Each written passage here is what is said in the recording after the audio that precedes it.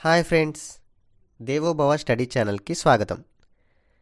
మనం ఇప్పుడు 6th class నుంచి శతక సుధా అనే పాఠ్యాంశం నుంచి ఆయా పద్యాల యొక్క మకుటాలు, అవి రాసిన కవురెవరో తెలుసుకుందాం.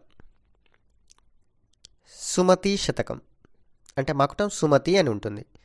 అది రాసిన వారెవరు? బద్దెన. శ్రీకాళహస్తీశ్వర, ఇది ఎవరు రాశారు? దూర్జటి. మరి కుమారి అనే మకుటంతో ఎవరు రాశారు? పక్కి వెంకట నరసింహ కవి. తనయ అనే మకుటంతో ఎవరు రాశారు? కౌకుంట్ల నారాయణరావు. గాంధీ తాత సద్గుణ జాత, ఇదెవరు? సిరిసినగల కృష్ణమాచార్యులు.